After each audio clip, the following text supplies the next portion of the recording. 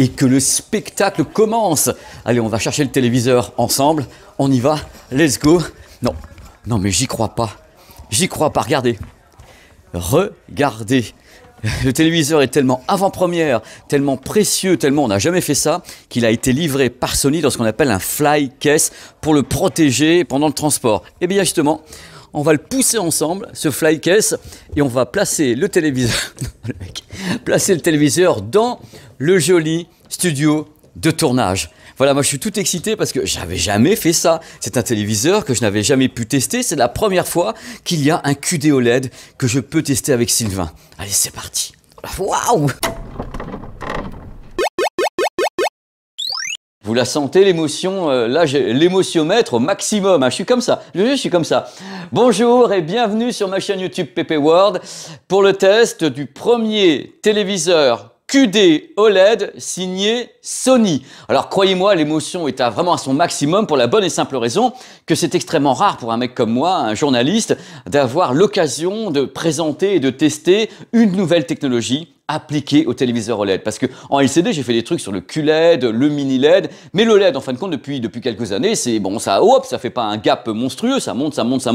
Mais là, justement, après les annonces, il y a déjà 3 ans de la part de Samsung de l'arrivée du QD OLED, les espoirs sont gigantesques. Alors dans cette vidéo, ce que je vais essayer de faire en premier, et grâce à Sylvain que vous verrez tout à l'heure, c'est est-ce que oui ou non, le QD OLED est-il une révolution dans le monde de l'OLED? C'est ça qui m'intéresse dans cette vidéo. Donc ce qu'on va faire, et c'est chapitré, vous pourrez passer d'un chapitre à l'autre, ce qu'on va faire, je vais commencer par replacer ce qu'est la technologie QD OLED, de façon très simple, pour les gens qui prendraient cette vidéo en cours et qui n'auraient pas vu toutes mes vidéos gonflantes depuis des années, comme ça vous aurez un petit schéma de ce qu'est le QD OLED, et surtout quelles sont les promesses de la part de Samsung et de Sony sur le QD OLED. Ça, c'est vraiment la présentation. Après, on va voir ce produit en lui-même, le A95K. Qu'est-ce que Sony a fait dessus de particulier? Est-ce qu'ils se sont contentés de mettre la dalle QD OLED et c'est la même chose derrière? Ou est-ce qu'ils ont commencé à penser ce qu'on peut faire autour du QD OLED pour faire péter les scores? Voilà, c'est ce qu'on va faire. Après, il y aura les essais sur le terrain. C'est le moment où je vais vraiment essayer le téléviseur devant vous avec des sources et autres. On va faire une captation en audio binaural, également en audio 3D. Et après l'essai, il y aura l'homme. L'homme qui, à mon avis, détient la clé de cette vidéo, c'est vraiment Sylvain. Sylvain a passé une semaine avec le produit à faire des mesures, c'est-à-dire vraiment la sonde, mesurer avec les protocoles habituels ce téléviseur, et lui a les chiffres, c'est-à-dire qu'il pourra nous dire oui ou non, est-ce qu'il y a un gap au niveau de la luminosité, oui ou non, est-ce qu'il y a un gap au niveau des couleurs, et après Sylvain, on aura la séquence des plus et des moins qui va au-delà du test, c'est-à-dire que vraiment les plus et les moins, il y a des choses qui résument, mais je rajoute des choses dans les plus et les moins pour vous regarder un petit peu jusque là-bas, de toute façon, les chapitres, et après on aura une petite conclusion avec un comparatif à l'intérieur entre la bestiole ici, le A95K de Sony, et d'autres modèles qui pourraient être concurrents après tout, parce que qui dit que le QD OLED est largement supérieur à d'autres téléviseurs? Je sais pas moi, rien du tout. Voilà, c'est une vidéo que j'espère intéressante. On va tout donner pour que ça soit bien, marrant et surtout super accessible. Parce que mon challenge dans cette vidéo, c'est de rendre tout ça accessible, que même si vous ne connaissez pas ces technologies, vous disiez « Ah bah ça y est, j'ai compris, et le téléviseur il est ci, il est ça, il fait ci, il fait ça » par rapport aux autres. Vous êtes prêts à embarquer? Eh bien écoutez, c'est parti. Vous ne pouvez pas savoir à quel point je suis dans l'émotion, à quel point je suis heureux d'être là avec vous pour vous parler du QD OLED, la première grosse révolution du monde de l'OLED. Et c'est Sony qui attaque en premier en Europe. Parce que déjà, Samsung est un petit peu ailleurs, mais nous, en Europe, c'est celui qui arrive en premier. Parce que figurez-vous qu'il est en précommande à partir du 23 mai, ce produit. Et que donc, si vous êtes intéressé, ou pas, justement, on va voir. Allez, c'est parti! Je vous prends par la main, Il y a un truc qui m'épate pour commencer, parce que là, on a quand même à faire une révolution, parce qu'il est annoncé comme une révolution, donc le QD OLED, une nouvelle façon de faire de l'OLED. Mais si on regarde la communication des marques concernées, donc Sony et Samsung, à aucun moment, elles mettent en exergue QD OLED. Il n'y a pas de grand panneau, il n'y a pas Times Square avec « on va lancer un QD OLED ». Non, non, non. Les marques parlent du meilleur téléviseur OLED, c'est-à-dire que même Sony dit « on a créé le meilleur téléviseur OLED, celui qui est le plus lumineux, celui qui est le plus contrasté, celui qui a le plus de couleurs ». couleur, celui qui a le meilleur angle de vision, mais elles ne mettent pas en bandeau sur leur site le QD OLED. Par contre, si on lit les caractéristiques, on voit dalle QD OLED. Donc je pense qu'ils n'ont pas envie de perdre le public une fois de plus avec, vous savez, le LCD. Alors le LCD, il y a les QLED, le mini LED, le machin, le truc. Les gens commençaient, la brasse totale. Donc c'est comme ça, la brasse totale, tandis que là, ils vont, à mon avis, se contenter de dire on a créé le meilleur produit OLED qui soit. Là, vous pouvez pas voir grand-chose. Alors, je voulais dire un truc. Coucou. Vous inquiétez pas quand vous allez quand même avoir beaucoup de reflets. C'est un studio de tournage ici. Vous avez des rampes de projecteurs en haut, en bas. Là, j'en ai 7 devant moi, en hauteur, donc ils font ça. Vous inquiétez pas. Pour débuter, c'est quoi le QD OLED? C'est une nouvelle façon de produire des images avec de l'OLED. C'est-à-dire que l'OLED classique tel que vous connaissez avec LG et toutes les marques qui travaillent avec LG, c'est ce qu'on appelle du WOLED. Le WOLED, c'est que vous avez des diodes organiques OLED et vous avez devant un filtre RVB. Donc vous avez l'émission des diodes organiques et un filtre qu'on place devant pour donc fabriquer les couleurs et autres. Ça, c'est la technique classique de l'OLED, mais là, pas du tout, hein. Là, il n'y a pas de filtre. C'est-à-dire que vous avez des diodes émissives, donc organiques, qui sont bleues, et devant les diodes bleues, on a placé, pour fabriquer du vert ainsi que du rouge, des boîtes quantiques, c'est-à-dire des quantum dots, qui sont placées devant, et quand les quantum dots vont recevoir le bleu, du bleu, elles vont fabriquer, voilà, du vert, ou bien fabriquer du rouge, et pour le bleu, c'est du bleu, hein, donc il n'y a pas de problème. Donc, l'idée de base du QD OLED, c'est se passer de filtres. Du coup, ce qui se passe, c'est que les marques concernées, donc Sony et Samsung, disent, bah ouais, c'est sympa, mais le filtre RVB, il bloque la lumière. C'est-à-dire que comme il y a un filtre devant, l'OLED n'est pas très lumineux, parce qu'il est bloqué par justement le filtre RVB, une sorte de grille qu'on place devant, et en plus, comme il y a ce filtre, l'angle de vision est moins bon, puisque voilà, tout y est passé, alors qu'on sait quand même que ça fonctionne pas mal l'OLED, et il va arrêter un petit peu. Mais là, il n'y a plus de filtre. Alors les promesses, c'est quoi? Étant donné qu'on a enlevé le filtre et qu'on a placé justement les quantum dots sur le vert et le rouge, ils disent voilà, il n'y a plus le filtre, il y a plus de luminosité. Ça, c'est la promesse de base. Et en même temps, plus de colorimétrie, puisqu'on n'a pas affaire à un filtre, c'est directement les quantum dots qui vont réagir, qui vont donc s'approprier l'émission bleue et qui vont fabriquer des couleurs, justement, à partir de la diode organique bleue. J'espère que vous comprenez, hein. Voilà, donc il n'y a plus de filtre, normalement il y a plus de luminosité. Il y a plus de couleurs et surtout, il y a un meilleur angle de vision. Il y a un autre point à aborder, c'est que les quantum dots ont une propriété d'absorber la lumière. C'est-à-dire que la lumière qui serait incidente, donc ce qui est là, hein, chez vous, la baie vitrée, les quantum dots en absorberaient une partie, ce qui éviterait à l'image de s'appauvrir. Et a priori, un truc important tout de suite à savoir, il n'y a pas besoin justement de filtre anti-reflet, parce qu'il est en quelque sorte à l'intérieur de la dalle, puisque les quantum dots, les fameux, hein, sont là pour absorber la lumière incidente. C'est leur boulot. Ils fabriquent, ils absorbent. C'est miraculeux ce truc. Vous êtes prêts? On part en exploration dans le studio. On va voir le design du produit, parce que quitte à lancer le premier QD OLED, il faut travailler sur le design.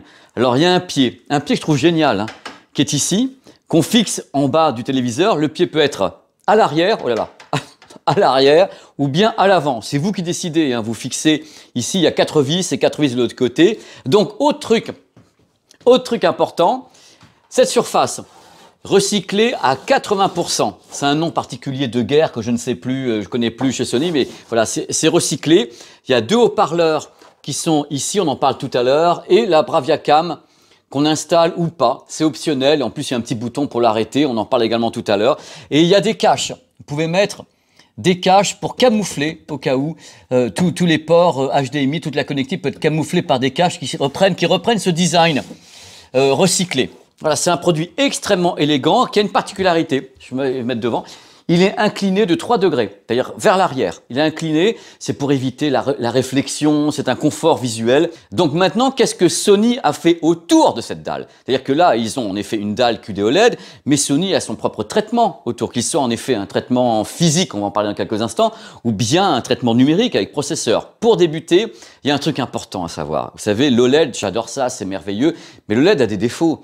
Et comme le LCD a des défauts, le LED a des défauts. Le LED, le problème, c'est quand on commence à essayer de lui faire du blanc, donc une grosse luminosité, eh bien, il aura tendance d'abord à s'essouffler. C'est-à-dire qu'en effet, quand on va faire monter comme ça des crêtes de blanc, eh bien, les couleurs vont s'amoindrir. Elles vont devenir un petit peu plus palotes, parce qu'en effet, la gestion des crêtes de blanc, donc la luminosité, est un peu compliquée. Sur le LED, il faut refroidir la dalle. C'est pour ça qu'on installe souvent des systèmes de refroidissement thermique, comme on l'a sur le LG G2. Et là, ils ont également une plaque de dissipation de la chaleur, une plaque de dissipation thermique pour assurer justement les crêtes, c'est-à-dire hop, il y a du blanc, on envoie froid et en même temps on peut gérer comme ça de façon thermique la montée de luminosité pour éviter quoi? Le marquage.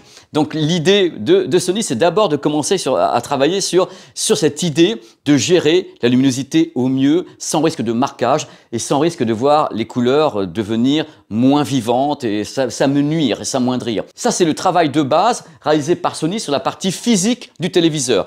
La dalle QD OLED, derrière une plaque de gestion il y a une sorte de mapping thermique. En fin de compte, qui dit voilà, il y a de la chaleur ici, on va travailler pour refroidir et autres, pour permettre justement au téléviseur de s'exprimer dans sa luminosité. Je ne sais pas ce que vous avez fait comme geste encore. Dans sa luminosité. Mais attention, c'est cool, c'est stylé d'avoir une dalle QD OLED bien refroidie derrière avec un gros système, mais il faut un cerveau pour gérer tout ça. Le cerveau est déjà connu de vous, c'est le XR 2022. J'avais déjà testé un téléviseur Sony qui avait le XR que j'adore.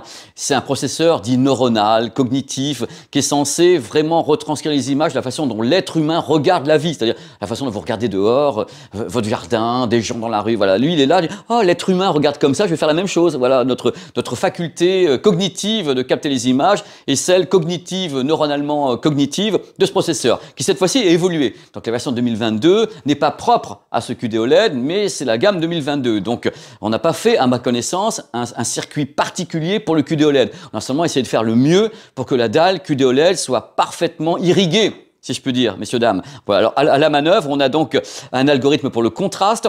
On a le XR Color. Alors, le XR Color, c'est ce que Sony appelle le Triluminos.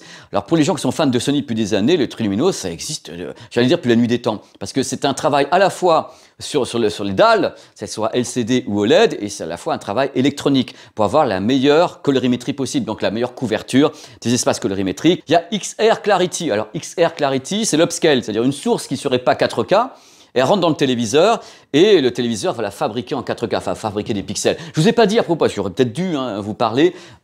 J'attends, voilà, c'est l'impro, c'est de l'impro. Donc le téléviseur à 95K existe en 55 pouces et 65 pouces. Il n'y a pas 77, 80, non, c'est deux diagonales uniquement. Alors le produit est HDR10 et HDR Dolby Vision. Voilà, c'est sa base. Il n'y a pas de HDR10+ dans cette gamme. Vous savez pourquoi je m'arrête comme ça pour vous filer le tarif? Parce que à un moment donné, il faut que le tarif tombe. Vous savez, le coup près tombe. 55 pouces, 2990 €. 65 pouces, 3990 €. Je m'attendais à beaucoup plus, je vous dis, parce qu'au début, on m'avait dit, oh, le QD OLED, ça va coûter une blinde. Bon, ça reste une blinde. Mais encore une blinde à peu près raisonnable. Je m'attendais à pire, de vous à moi. Je reviens à mon processeur XR, c'était pas terminé, c'est une parenthèse. Vous avez le XR Motion pour assurer la fluidité. Vous avez également le XR Super Resolution pour augmenter la netteté de l'image, parce qu'il y a un data processing et tout avec un cloud. Oh là, ça serait bien de faire comme ça. Alors un truc super important, tous les circuits XR se déconnectent. Vous avez les images à l'écran, vous enlevez ce que vous voulez. Rien n'est imposé. Moi, quand je fais les essais, en général, j'essaie d'abord avec les circuits enclenchés, puis après j'enlève parce qu'il y a des trucs. Je préfère essayer le truc neutre. Bien sûr, si vous voulez corriger l'image, vous avez tous les circuits qui apparaissent actuellement à l'écran. Vous voyez vraiment, il y a le choix. On peut jouer sur tous les paramètres, la colorimétrie, le contraste. On a des capteurs, on parlera tout à l'heure justement des capteurs pour que le produit gère tout seul ses modes. Vous avez également à bord, il faut le savoir, Netflix Calibrated. Vous avez IMAX, donc IMAX Enhanced qui est à bord, ce qui signifie que le téléviseur qui est ici est à la fois compatible Dolby, Dolby Digital Plus, Dolby Atmos et DTS. Du moment qu'un téléviseur arbore la compatibilité ou un mode IMAX Enhanced, justement, il est compatible DTS. Alors, la connectique, vous avez 4 ports HDMI sur le A95K et ça a beau être le téléviseur le plus performant. Malgré tout, vous avez sur les 4 ports HDMI, il n'y en a que 2 qui sont donc des ports gaming, donc des 2.1 réels. Alors, il faut savoir que le gaming chez Sony, c'est du 4K 120 images par seconde sur ces 2 ports HDMI, que le gaming peut être HDR, mais qu'il n'y a pas de Dolby Vision Gaming. Ça n'existe pas chez Sony. Alors par contre, les 2 ports HDMI qui sont donc 2.1 sont compatibles VRR pour les gamers, donc une adaptation du nombre d'images par seconde du jeu avec le téléviseur, et sont compatibles ALLM, c'est-à-dire que le téléviseur va reconnaître une source gaming pour diminuer au mieux la latence. J'ai tellement de trucs... J'ai tellement de trucs à vous dire, c'est de la folie furieuse. On va parler un peu d'audio, c'est super important chez Sony l'audio et toutes les marques. Mais eux, ils ont avec l'OLED l'Acoustic Surface. Alors l'Acoustic Surface, ce sont deux moteurs haptiques, hein, comme des haut-parleurs haptiques, qui vont donc faire vibrer la dalle. Quand la dalle vibre, elle fait vibrer l'air dans la pièce et l'air, et puis c'est vos oreilles qui vibrent. Donc on entend le son qui vient directement du téléviseur. Et pour cause, c'est la dalle qui vibre. Donc il y a deux moteurs haptiques ainsi que deux petits boomers, ce qui fait que le son devrait être assez dynamique. Ils annoncent 20 plus 20 plus 10 plus 10 watts. Autour de cette puissance sonore, il y a plein de trucs chez Sony qui permettent justement de faire en sorte que le téléviseur puisse devenir par exemple l'enceinte centrale d'un système. Vous avez tout qui est prévu à bord. Vous avez un upscale possible, donc une mise à l'échelle possible. Un signal qui est stéréo peut passer en 5.1 ou bien 5.1.2, c'est-à-dire qu'il peut en effet créer des effets spatialisés pour que vous en preniez plein les oreilles. Alors le truc c'est que l'Acoustic Center, donc au moment où le téléviseur devient l'enceinte centrale, ça marche avec les barres de son Sony, c'est-à-dire qu'à un moment donné, vous pouvez dire à la barre de son Sony, ah mais le téléviseur il peut faire les voix, les dialogues. Dans ce cas-là, bing! Compatibilité avec le système audio Sony 360 degrés audio sound. J'aime bien les bonnes nouvelles, je trouve ça génial. La télécommande, plus petite, vraiment ramassée, il passe de 49 à 25 touches, elle est antibactérienne et surtout, elle est rétroéclairée. C'est-à-dire que je me bats depuis des années en disant oui alors dans le noir quand même le soir, oh, quelle est la télécommande? Et là elle est rétroéclairée, en plus il y a une sorte de finder, c'est-à-dire que vous pouvez dire trouvez la télécommande, elle se met à biper. Donc dès qu'elle bip, c'est bon, vous savez où elle est dans la pièce. Voilà. Autre chose, à propos de l'audio, la télécommande a des micros, enfin un micro intégré, ça fait que vous avez un calibrage du téléviseur. Vous allez le voir maintenant. On lance le calibrage et c'est la télécommande qui va recevoir le son du téléviseur qui permet de gérer le calibrage de la pièce. Et comme ça, elle sait où elle est par rapport voilà, à l'angle, ce qui se passe. C'est incroyable. Allez, on envoie le calibrage en binaural.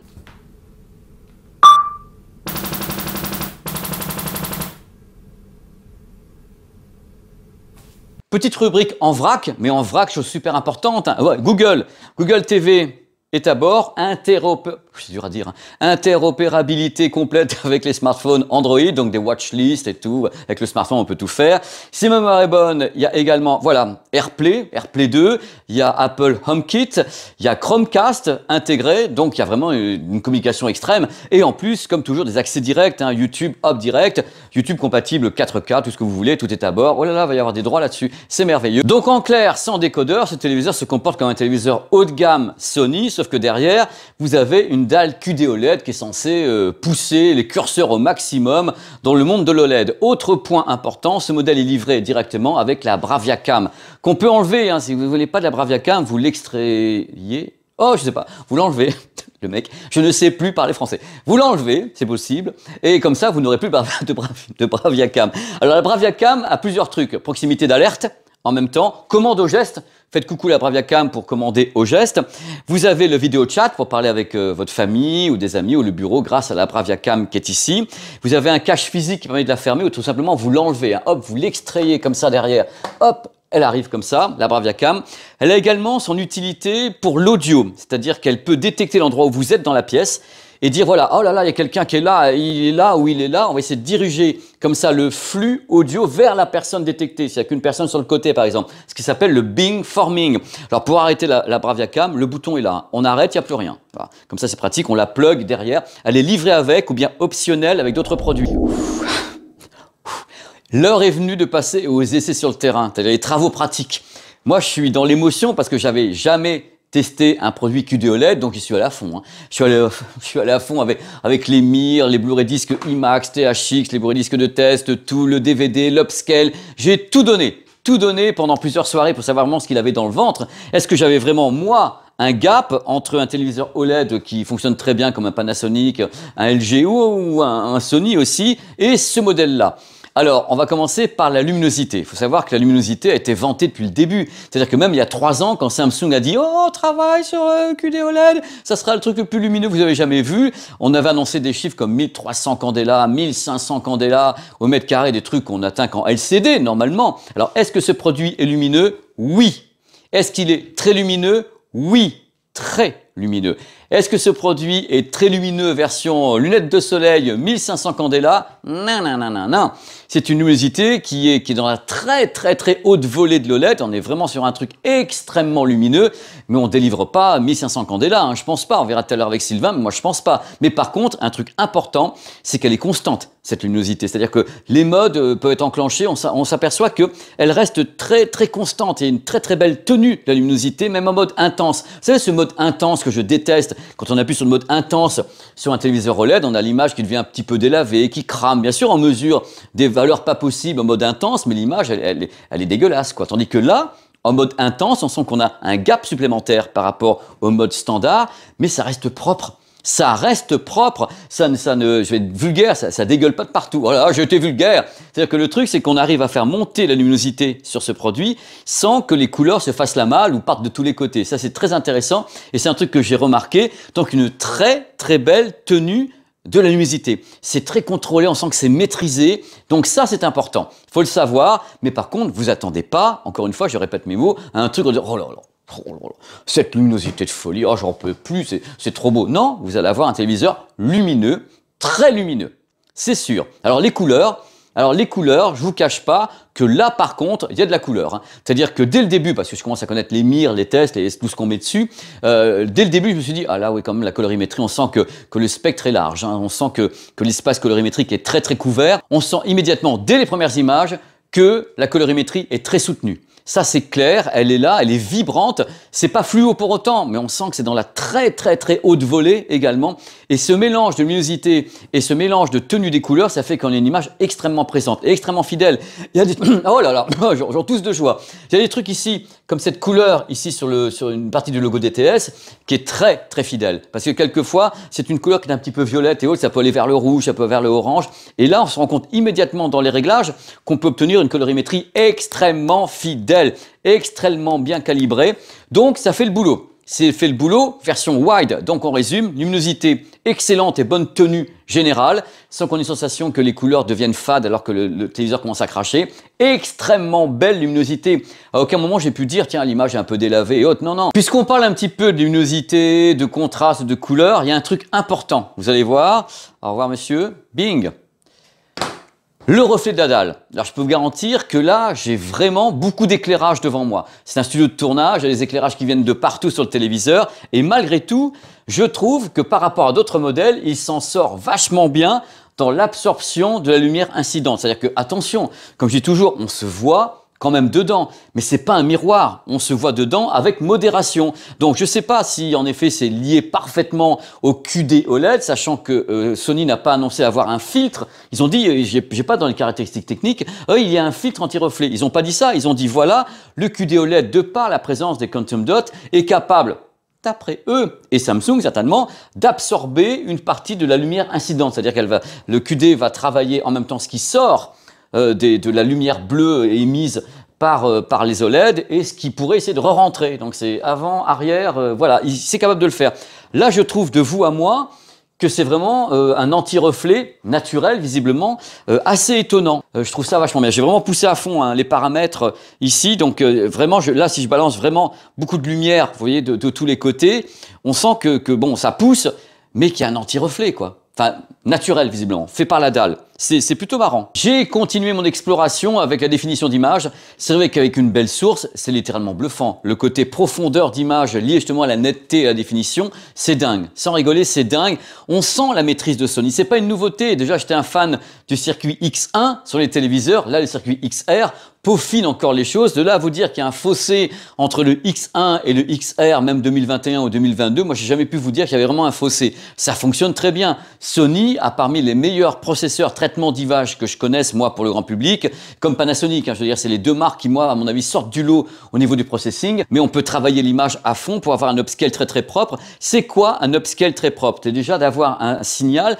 qui n'a pas ce qu'on appelle de l'aliasing, c'est-à-dire le côté crénelage. C'est-à-dire que vous ayez du grain qui se balade ou des pixels parce que votre DVD, celui-ci, il date justement de très longtemps, je le fais exprès. Donc ça, c'est une chose. On peut voir, moi je le vois à l'œil nu, qu'il y a le grain et autres, mais il n'y a pas de crénelage, il n'y a pas d'aliasing. Donc ça veut dire que le circuit travaille très bien et permet de prendre l'image DVD et l'amener en Ultra HD 4K de façon la plus propre possible, sans aliasing. Je sais que le mot est pas beau, mais c'est comme ça. Donc globalement, le traitement vidéo assure un maximum, ça y a pas de problème là-dessus. C'est vraiment assez étonnant, c'est avec une belle source, mais vous pleurez quoi. Je veux dire, c'est fluide, c'est beau, la colorimétrie est magnifique, la luminosité est top. C'est vraiment un des meilleurs téléviseurs que je connaisse en luminosité et en colorimétrie. Qu'on soit clair sur un point, parce que c'est quand même un banc d'essai différent des autres. Est-ce que ce téléviseur A95K derrière moi est le meilleur téléviseur OLED lancé par Sony? La réponse est oui. C'est le meilleur téléviseur OLED de la gamme. C'est-à-dire que luminosité, colorimétrie, la tenue, l'upscale, c'est le meilleur. Est-ce que c'est révolutionnaire par rapport au téléviseur qui est juste derrière, donc qui est attenant dans les tarifs? Non, ce n'est pas révolutionnaire. C'est un gap supplémentaire. C'est-à-dire, en effet, on sent que ça monte d'un cran. Ça, c'est clair, c'est exprimé. L'anti-reflet, enfin naturel, encore une fois, la luminosité, la colorimétrie, on sent que ça monte d'un cran. Est-ce qu'en mettant un à côté de l'autre, vous allez avoir les bras qui tombent? Moi, je ne pense pas. C'est pour ça que quand j'étais chez Sony, vous avez la vidéo sur la chaîne, et qu'il y avait le A90J et celui-ci, je ne suis pas tombé par terre de « oh là là là là ». C'est parce qu'en effet, on sent qu'il y a un plus, une fidélité chromatique et autres, mais on ne sent pas qu'il y a un fossé entre un excellent modèle OLED Sony et celui-ci. Il n'y a pas de fossé de luminosité, il n'y a pas un fossé gigantesque en colorimétrie, on sent que c'est mieux. Donc vous avez le bonus de ce mieux grâce au QD OLED, et c'est pour ça que Sony, à mon avis, ne vante pas le produit comme étant « oh, le QD OLED va révolutionner le monde ». Non, c'est un gap, c'est-à-dire on monte d'un cran. C'est-à-dire là, on a dépassé ce qu'on peut avoir avec l'OLED normalement. J'ai pas tout dit sur l'image encore, puisque bien sûr, j'ai fait des essais en HDR et HDR Dolby Vision. Alors le Dolby Vision, c'est vraiment l'explosion de couleurs, hein. Je l'ai fait avec plusieurs films très très connus, donc vous avez les tests sur la chaîne, dont Ready Player One, qui est un monument au niveau Dolby Atmos et Dolby Vision. C'est épatant, c'est un festival, hein. C'est un festival de M&M's. C'est très très poussé, la colorimétrie est vraiment au max, c'est extrêmement impressionnant. Qu'on soit clair, c'est un produit qui impressionne. Mais je reviens toujours sur l'idée qu'on a beaucoup vendu le QD OLED, étant donné que ça fait le buzz depuis 3 ans, fera pas, qui va faire du QD OLED, qui va pas en faire, et Samsung, et Sony, et les autres, et que va dire LG et autres. Donc on a beaucoup vendu cette façon de faire de l'OLED, puisque ça reste de l'OLED, hein, qu'on avait peut-être positionné la barre un peu haut. C'est-à-dire on a dû se dire, oh là là, ça va être plus que tout que jamais. Non, c'est pas plus que tout que jamais, ça a seulement abouti au meilleur téléviseur OLED Sony. C'est-à-dire, en effet, celui qui, à mon avis, a le plus de tenue. Mais encore une fois, je suis pas déçu. C'est pas l'idée, oh là, je suis déçu, il fait pas 1500 candela au mètre carré, mais remboursez mon invitation. Non, je suis pas déçu de ce côté-là. Je suis un rêveur. J'ai toujours l'impression qu'on va me vendre un truc, waouh!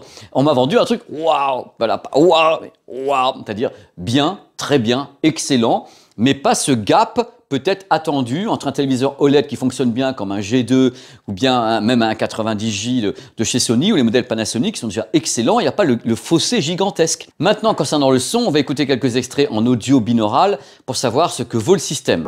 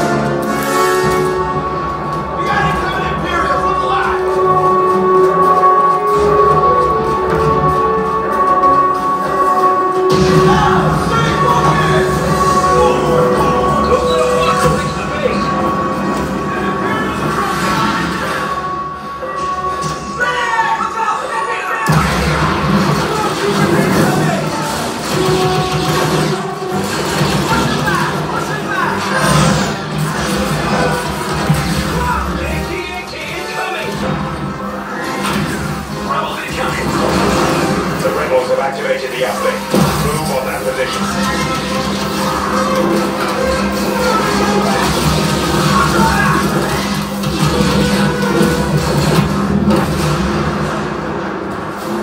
The rebels just lost their uplink.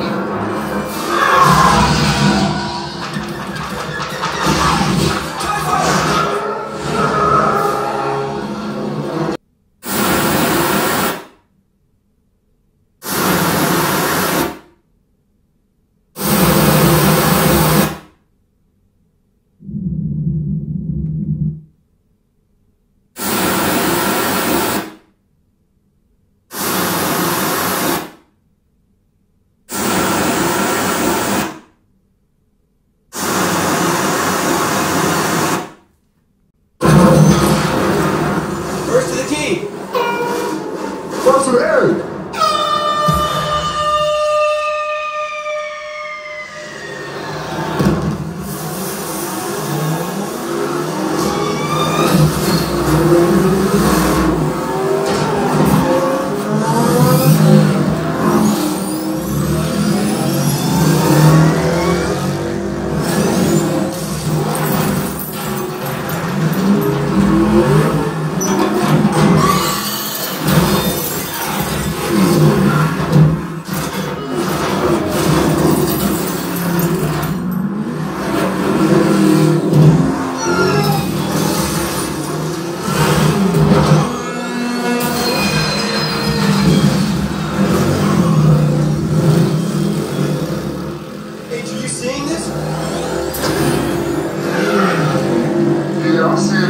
Niggas bike from Akira, so licensed skin over standard frame. No, not the bike. Forget the bike.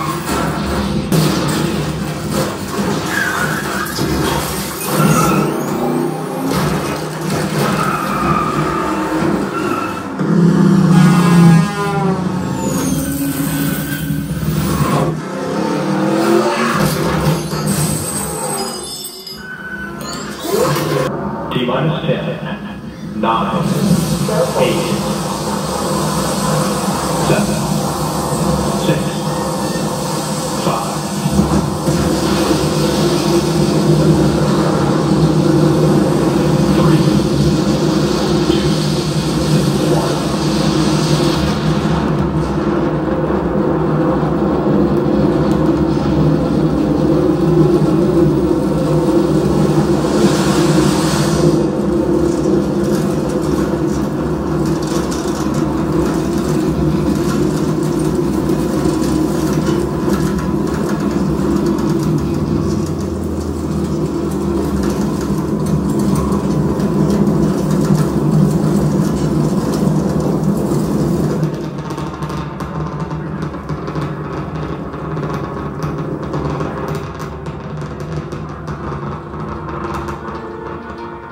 Voilà, j'espère que ça vous a plu. C'est donc la section audio captée en audio 3D binaural.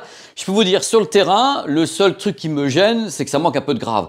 C'est qu'en effet, vous avez beaucoup de puissance. Vous avez un beau volume audio, hein, c'est dingue, parce que ça crache vraiment. C'est pas une vue de l'esprit. Hein. Vous avez beaucoup de puissance, vous avez des dialogues qui sont bien centrés, because ils viennent du téléviseur, hein, carrément les dialogues. Vous avez une très belle scène sonore, c'est très large, des effets qui sont plus ou moins distincts, on va dire plutôt moins que bien, mais enfin vous avez quelques effets, mais ça manque un petit peu de patate, de grave, on sent que la dynamique est un petit peu écrasée, ça reste un système entre guillemets d'appoint, hein. Donc si vous voulez plus, hop, la barre de son, qui va pas être facile à placer parce qu'en plus le téléviseur est au sol, hein. Donc il n'a pas de pied, celui-là, bonne année, il n'a pas de pied, donc il faudra trouver un stratagème pour placer une barre de son, que je conseille toujours, hein, ça fera toujours mieux que le téléviseur. Mais globalement, on a une section audio qui est dans la très haute moyenne. Comme vous le savez certainement, ce test est réalisé à 4 mains. Il y a Sylvain et il y a ma pomme. Et là maintenant, on va retrouver Sylvain sur les épaules duquel ce test repose vraiment. Parce que maintenant, on va avoir des données techniques précises liées à des mesures sur ce téléviseur pour savoir vraiment si mes impressions sont relayées par les mesures de Sylvain. Allez, let's go, on va retrouver les deux chevelus. Go. Est-ce que tu sens, Sylvain, à quel point l'heure est grave? Ouais. Regarde, il en trempe des genoux, il trempe du PC. Bonjour Sylvain. Salut Pépé. Ça va Sylvain? Ça va super. Alors on va commencer par le truc qui a été vanté par le QD OLED en général. Est-ce que ce produit qui est donc ici, cette bestiole de l'Ouest, est réellement l'OLED le plus lumineux au monde? Attention, roulement de tambour, oui. Je donne une mesure peut-être pour justifier mon affirmation? Si, par pitié, je t'en supplie. Très bien.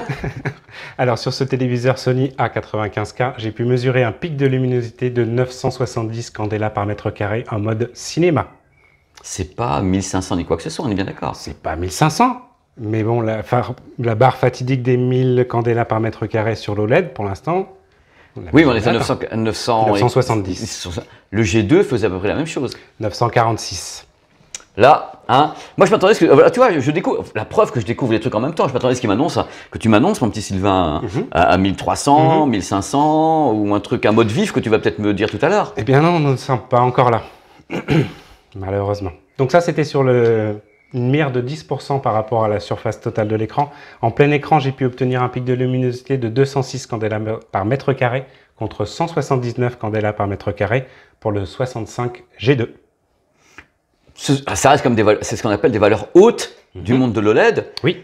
C'est pas non plus, à mon sens, je vais être très clair, c'est pas non plus le truc le plus lumineux du lumineux. En télévision. En téléviseur. Au sens large du terme. Au sens large du terme, pour de l'OLED, ça reste une valeur. Je m'attendais à ce qu'on aille vraiment vers, je répète mes mots, je suis confus, vers 1200, 1300, ce qui avait été vanté par, voilà, pour le moment c'est le modèle Sony, on est bien d'accord, avec le traitement vidéo de Sony, ce n'est pas le modèle Samsung. Mon petit Sylvain, tu as d'autres choses à nous dire? Mais bien sûr, les mesures que j'ai pu effectuer en mode standard, expert, j'ai pu mesurer un delta moyen de 2,76, ce qui est très bon, inférieur à la valeur de 3, seuil en dessous duquel l'œil humain n'arrive pas à faire la différence entre la couleur affichée et la couleur demandée.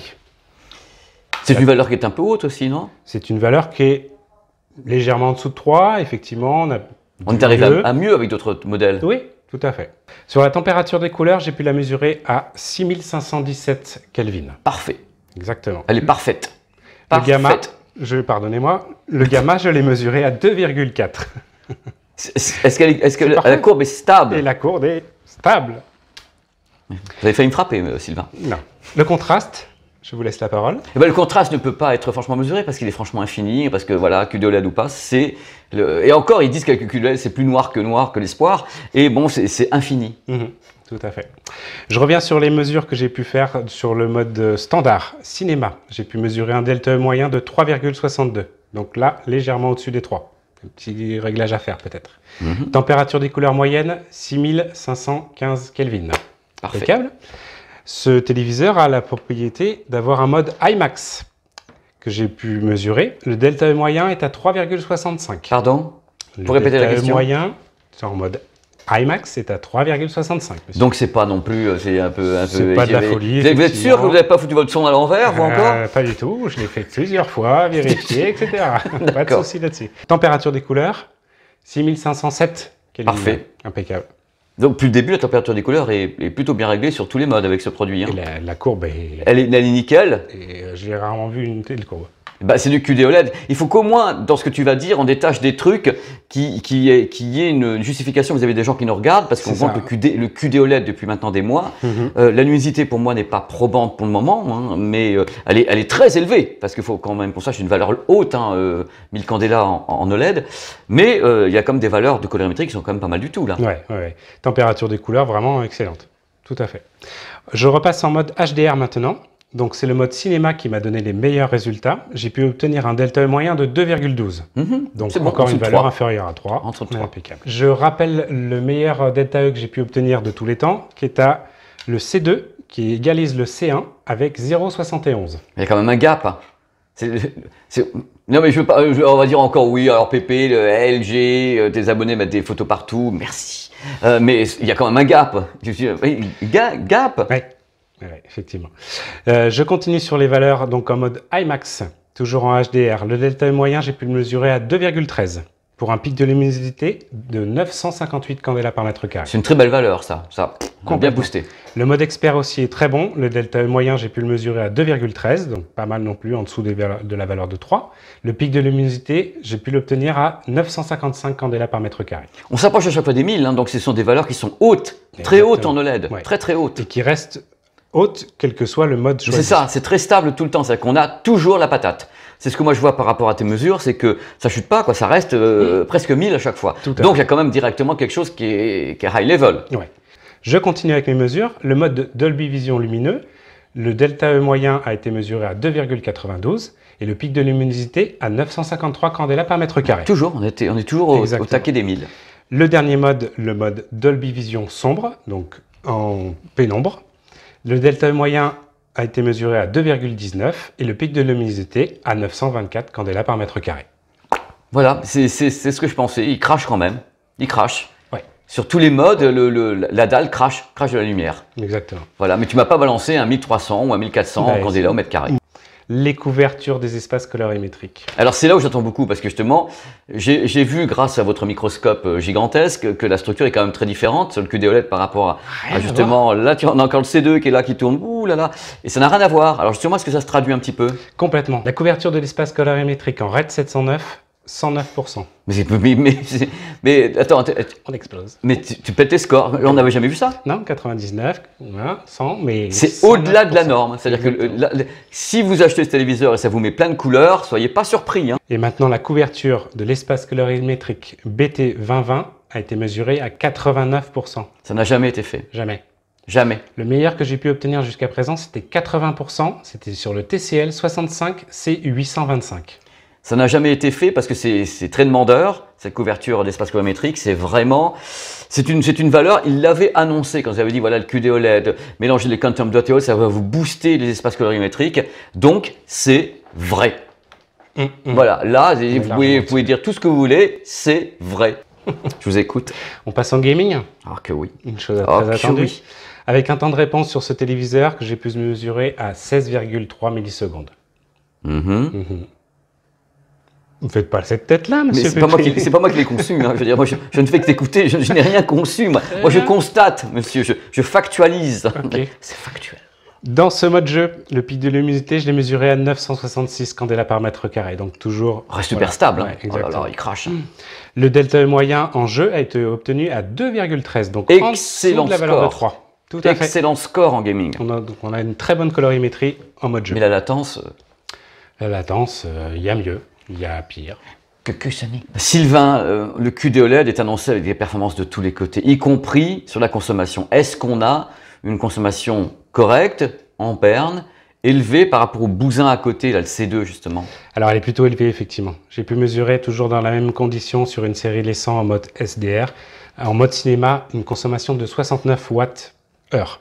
Alors, mais Sylvain, c'est 22 watts de plus que le C2 à côté. Oui, effectivement. Ça reste des consommations qui sont moindres que les téléviseurs d'il y a 4-5 ans, parce que les gens regardent actuellement, tu sais, sur les cartons, ils sont tous dans le rouge. Les normes de calcul ont changé, mais ces modèles consomment beaucoup moins que le modèle d'il y a 5 ans. Tout à fait. Moins. Ouais. En mode HDR, pour le coup, le Sony consomme sur une série les Black Mirror sur Netflix HDR Dolby Vision 75,5 watts heure. D'accord. À titre de comparaison, sur le C2, j'obtenais 66,5 Wh dans exactement les mêmes conditions. C'est tout ce que vous avez à me dire, monsieur Sylvain? Tout à fait. Je crois que nous avons fait le tour. On est là entre nous, la communauté commence à te connaître. Qu'est-ce que tu as vécu, toi, quand tu as déballé le produit et tu as commencé à le mesurer? Qu'est-ce que tu as ressenti? Tu t'es dit, je vais voir un truc. Quelles étaient tes espérances, tes désespérances? Avant même d'allumer le téléviseur, déjà, je l'ai trouvé particulièrement lourd. Par rapport à... Alors, effectivement, par rapport aux mesures du C2, ça n'a strictement, absolument rien Le à C2, voir. tu le portes à une main, comme ça. Quasiment. Celui-ci, il faut dire qu'il a un pied qui est un peu particulier aussi, qui est Mais ça, c'est le particulièrement maintenir. lesté, voilà, qui doit Il est maintenir lesté. quand même la dalle, donc voilà, il y a d'autres choses. Après, sur l'image est effectivement très lumineuse, extrêmement détaillée, comme tu as pu le voir et le dire. Couleurs. J'ai trouvé voilà, que les couleurs, effectivement, sont véritablement pures. Véritablement pures, effectivement. Presque fluo, hein. Ouais. Tu te le prends en pleine tête. Hein. C'est l'idée même de l'OLED qu'en fait des caisses. Exactement. Surtout sur une des couleurs, le rouge. Eh. Hallucinant. À tel point que quand on regarde le téléviseur, en fait, on a la peau qui devient rouge, la lumière devient rouge dans la pièce, etc. Non, ça c'est ce que C'est vous assez consommez. fort. Mais Non, pas du non, tout. non, non. Bon, ce serait pour personne. Vous avez vécu votre jeunesse dans le quartier hippie de San Francisco. On en restera là parce que là, je ne sais plus quoi faire pour vous, Sylvain. Parce que j'avoue que là, le côté de la pièce devient rouge. Je dois dire que c'est fort. C'est comme ça. C'est puissant même, si vous voulez savoir. Dans tous les cas, Sylvain, c'était un plaisir de me donner tes ressentis comme ça. C'est vrai qu'on a tous les deux vécu un truc. Moi qui l'ai testé aussi avant, j'avais presque les genoux qui tremblaient parce que pour moi, j'ai envie de tester un truc que je n'avais jamais fait. C'est ça qui est important, la colorimétrie, je l'ai vu, ma pièce n'est pas devenue rouge parce que moi, je suis quelqu'un de normal, monsieur. Mais si tu veux, quelque part, j'avais ce... Et j'ai vu que la luminosité m'a pas pété à la tête. C'est ce truc qui m'a un petit peu. Bien voilà. Un truc à ajouter? Absolument pas. Un café Merci. d'addition, même pas? Au revoir. Bon, merci. Voilà, merci la communauté. À très vite. À bientôt. Ciao. Il reviendra pas. Le design. Je trouvais le design est superbe, de profil comme ça, incliné, avec son pied à l'avant, à l'arrière, très beau design. Une constante dans la valeur lumineuse, une belle luminosité qui se maintient vraiment aux environs de 950, 1000 candela, ça se maintient bien. C'est assez fou de ce côté-là. Un rendu des couleurs absolument étonnant, c'est clinquant. Et ça y va, hein. Puis c'est vraiment très très beau, c'est une très très belle couleur. C'est pas un truc qu'on essaye de faire beau, on sent que c'est naturel. Et il balance les couleurs, il est content. Moi aussi. Je le mets dans les plus, mais c'est pour la bonne bouche. Hein. Le ratio de contraste qui appuie cette image et qui lui donne une présence de ouf. Une réduction notable des effets de réflexion de la dalle. Globalement, avec une belle source, définition de l'image et profondeur de l'image. C'est lié, hein. On sent que c'est extrêmement défini. Avec une belle source, hein. Quelquefois, si ça va pas, c'est pas lui, hein. C'est quelquefois ce qu'on lui met dedans. Pas magicien, hein. C'est pas Merlin. Hein. Excellente mise à l'échelle en Ultra HD 4K des sources comme le DVD ou bien le 1080p. On sent que le circuit cognitif neuronal de Sony, le XR version 2022, fonctionne très très bien et très très vite. Vous avez tous les modes, hein, on peut débrayer, mais XR Clarity permet de travailler ça justement. L'upscale est bien fait, mais ça je le savais déjà. Le X1 était étonnant, utilisé en projection professionnelle, le X1 et tout. La télécommande qui est plus petite et qui est rétroéclairée, ça c'est super, avec en plus un Finder. Vous pouvez l'appeler, elle va faire bip bip bip bip bip bip bip, je suis là. Globalement, la section audio est sympa, c'est-à-dire qu'avec le système Acoustic Surface, les petits haut-parleurs et le côté spatialisation, ça marche bien. Ça mérite un soutien dans le grave, mais le résultat est plus que convaincant en puissance, en volume notamment. Possibilité d'utiliser le téléviseur en tant que voix centrale, donc grâce à l'Acoustic Surface. Compatibilité audio avec Dolby Digital Plus, Dolby Atmos et le DTS. HDR10, Dolby Vision Bright, Dolby Vision Dark. Donc deux modes différents suivant l'ambiance de la pièce. Deux salles, deux ambiances. Le mode IMAX Enhanced, Netflix Calibrated, ainsi que la possibilité de calibrer le téléviseur avec Coleman. Vous avez le menu, je l'ai mis tout à l'heure. Donc on peut faire des calibrages professionnels avec ce téléviseur. Le Bravia Core. Je suis bien éclairé. Hein. Le Bravia Core peut vous intéresser. Donc, si vous achetez le téléviseur, vous avez le droit à 10 films avec Bravia. Bravia Core, le système de streaming qui monte jusqu'à 80 mégas par seconde. Exclusif Sony, pour les processeurs de Sony XR 2022-2021. Les autres, la somme de réglages possibles dans le menu. C'est du délire, il y en a de tous les côtés. Oh là, regardez, il y en a de tous les côtés. Puis fort en plus. Hein. Vous avez vraiment beaucoup de choses pour le régler en permanence, c'est vachement bien.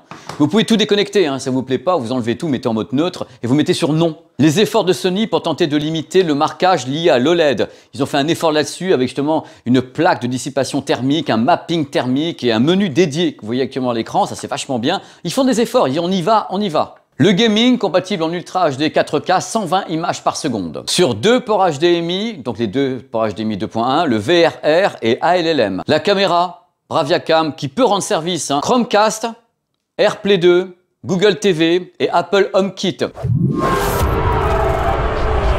Il y a des moments dans la vie, il faut savoir distribuer des paires de claques, hein. Et là, on va commencer, hein. Ce sont les moins.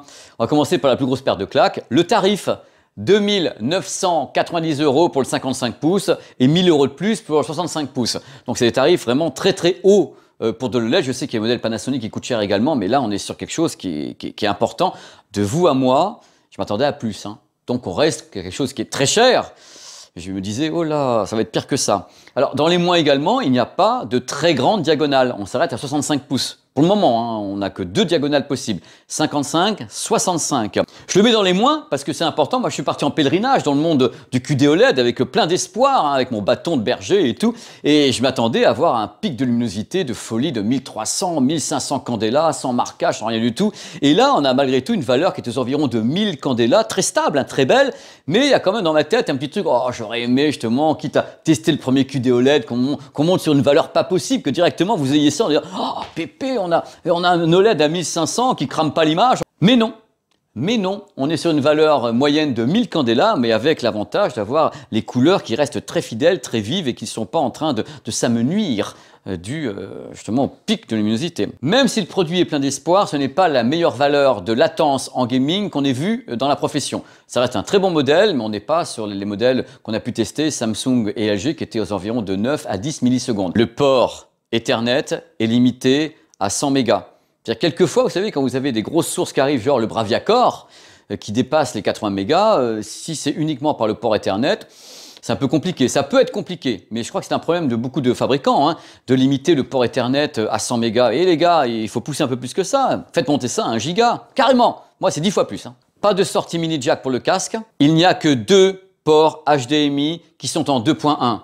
4, ça aurait été bien pour inaugurer le premier QD-OLED de chez Sony, dire oh, tiens, on a un QD-OLED, on va tout lui mettre dessus, quoi. 4 ports HDMI 2.1, le Dolby Vision en gaming, on met tout dessus, c'est un QD-OLED. Mais non, il manque toujours des petits trucs qui font que on n'a pas atteint la perfection encore, mais on s'en approche. Je le mets dans les moins parce que ça fait partie de la conclusion en même temps de cette vidéo. On trouve tout de même d'excellents téléviseurs OLED à 55 pouces qui valent 1990 €, hein, je vous les cite. Hein. Il y a des LG C2, il y a des modèles Panasonic, il y a vraiment du monde dans les environs de 2000 € en 55 pouces ou même des modèles encore plus grands en 65 pouces qui sont aux environs de 2990 € qui sont d'excellents modèles. C'est-à-dire que ce que j'aimerais dire pour terminer cette vidéo qui vraiment me prend au trip tellement j'avais envie de vous parler de ce modèle du QD-OLED, c'est que c'est un produit qui est étonnant, c'est le meilleur téléviseur OLED sorti par Sony. Il n'y a pas mieux, c'est le top du top du top du top. On n'a pas mieux en gamme, mais il est quand même talonné par des produits qui sont juste derrière, qui sont moins onéreux pour le moment, puisque celui-ci vient de sortir et le prix va baisser, mais qui sont moins onéreux et qui ont d'excellentes caractéristiques. Justement, on avait testé le G2 de LG, qui a des caractéristiques de folie. En plus, en gaming, il fait un peu tout et lui, il se bouge pas les yeux en parlant de Dolby Vision. Donc, on est sur un produit qui est exceptionnel, mais qui ne creuse pas l'écart. Si vous voyez, il y a une course, voilà, il ne creuse pas l'écart avec ceux qui sont en train de le talonner derrière et qui ont malgré tout d'excellentes performances. Encore une fois, tout revient dans cette vidéo sur les attentes. L'espoir, expectations, comme disaient les Anglais, les expectations étaient vachement hautes. On a une nouvelle technologie autour de l'OLED, il ne faut pas oublier que ça reste de l'OLED. Donc on a changé quelque chose, mais on garde la technologie OLED dessus. Donc pour le moment, c'est un modèle qui, moi, me fait rêver, qu'on soit clair entre nous. J'ai adoré faire cette vidéo, j'ai adoré le manipuler, j'ai adoré passer du temps avec, j'ai adoré l'écouter, lui mettre des sources, j'ai adoré. Mais pour moi, il ne creuse pas l'écart avec les modèles qui le talonnent. Pour le moment, donc les G2, C2, les modèles Panasonic qui continuent à être d'excellents produits, donc à des prix qui baissent au fur et à mesure parce qu'ils ont 6 mois, 1 an ou autre. Donc, c'est à voir, parce que là maintenant je suis curieux. Là maintenant j'attaque le mode curiosité. Ça, c'est du good, du super good, c'est du béton armé. Il y a d'autres modèles QD-OLED qui vont se pointer, qui sont déjà un peu sortis dans certains pays ou autres, que j'attends justement de tester, donc le modèle Samsung, que j'attends d'avoir entre les mains et de faire mesurer par Sylvain. Donc maintenant, moi j'aimerais savoir si, est-ce qu'avec ça, vous allez voir comment je suis vicieux, il visse une boule de vis, ce garçon. Comment je suis vicieux, est-ce que En ayant justement ce type de dalle QD OLED qui est à 1000 candela, qui a une très belle colorimétrie et autres, est-ce qu'on est déjà à un plafond de verre ou est-ce qu'il y a de la marge? Ça qui m'intéresse. Est-ce que par exemple dans 6 mois, 1 an ou même le Samsung atteint comme ça 1200, 1300 candela? Parce que le problème à chaque fois de l'OLED, c'est de dire ah bah quand on met un OLED avec un LCD de l'autre côté, bah le LCD est plus lumineux. Bah oui, le LCD il a un rétroéclairage. Donc fatalement, on monte la lumière derrière et le truc il crache des lumens. Tandis que là, arriver à 1000 candela déjà en moyenne sur ce type de téléviseur, c'est beau. Qu'on soit clair, c'est beau. Mais moi, je veux savoir si on peut faire encore mieux. Mais attention, parce que je vous connais, mais par cœur, parce que je suis comme vous. Ne commencez pas à regarder vos téléviseurs OLED en disant ouais, bah alors mon téléviseur OLED, ouais, bah c'est pas du QD OLED et tout. Calmez-vous, patience, ayez confiance. C'est peut-être pas du QD OLED, mais votre téléviseur OLED, si c'est un des modèles que j'ai cités, qui est vachement performant et autres, dormez tranquille. Vous n'avez pas un fossé gigantesque. Et voilà. Donc, c'est ce que j'avais à vous dire. J'aurais pu vous parler des heures, c'est grotesque, parce que vous êtes là, vous dites, mais pourvu que ça s'arrête. Mais moi, j'arrive pas à m'arrêter. Je suis tellement heureux, j'en pouvais plus. Hein. Qu'on soit clair, je vais être franc avec vous, parce que, encore une fois, je vous dis les choses, j'ai pas dormi. Pendant 2 jours, parce que la voix et tout, j'ai pas dormi parce que je savais pas comment le faire, je savais pas comment vous le présenter, je savais pas quel mot utiliser, parce que je suis à l'impro, moi j'ai pas de prompteur, j'ai rien, je suis là, j'ai 3 trucs avec des lignes dessus, mais que je regarde d'un œil, mais j'ai rien, je le fais à l'impro, comment je leur explique que c'est bien, faut pas qu'ils paniquent et qu'en même temps, à mon avis, c'est que le début de quelque chose. C'était pour moi compliqué d'arriver à faire la part des choses dans cette vidéo. En plus, j'ai aucun recul. Mon problème, c'est que je fais une vidéo avec 0 recul sur le QD OLED. C'est-à-dire que là, j'ai pas le moyen d'avoir des points de repère, ni quoi que ce soit, je découvre un truc.